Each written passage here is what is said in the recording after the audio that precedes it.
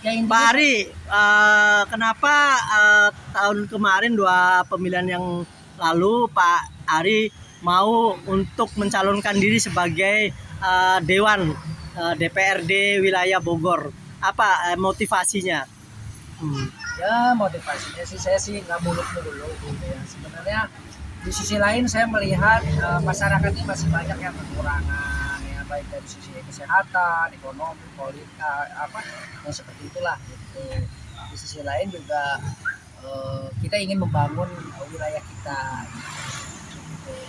Jadi sudah ada gambaran nggak Pak pada saat menjadi uh, wakil rakyat itu apa yang uh, Pak Ari lakukan di daerah pilihannya itu?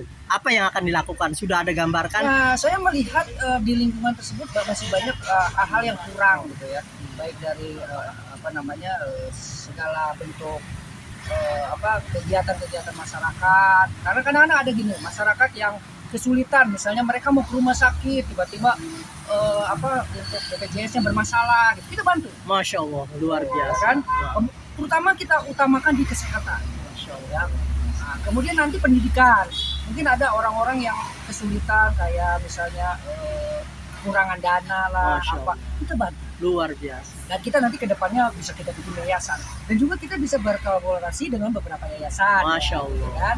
Untuk membantu tersebut. Karena kan kalau saya sendiri pasti akan sibuk di kantor ya kan. Iya. Tapi saya akan menerima setiap masukan-masukan dari masyarakat, walaupun LSM apa yayasan semua kita akan tampung. Masya Allah. Yang baik. Ya mungkin beberapa apa kemarin gagal ya.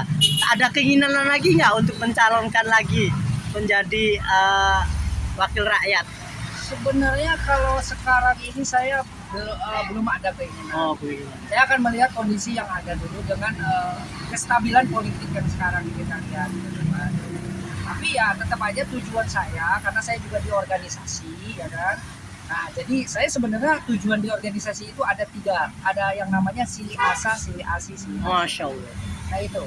Di orang Sunda itu pasti udah tahu lah Sili Asa, Sili Asi, Sili Asu. Artinya apa itu kan? Kita saling membantu. Masya Allah, luar biasa.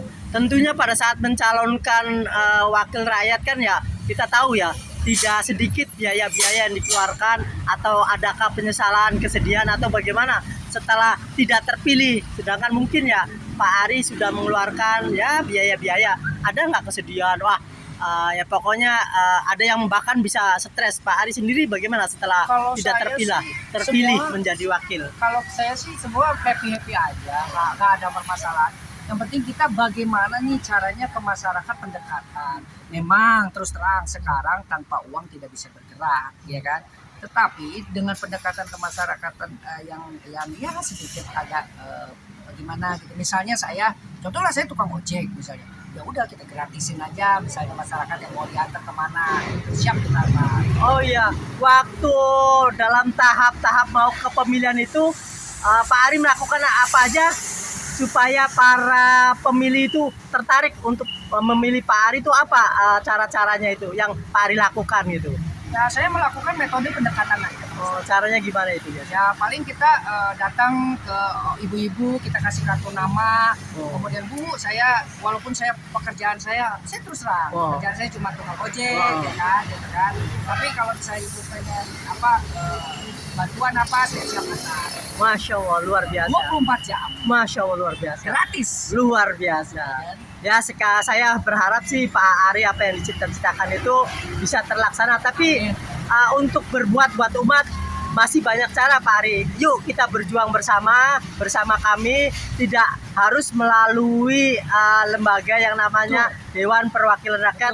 Ada sesuatu ya komunitas atau sebuah yayasan yang sama-sama ingin berbuat untuk umat gitu. Yuk kita bersama-sama memajukan, mensejahterakan, membantu umat.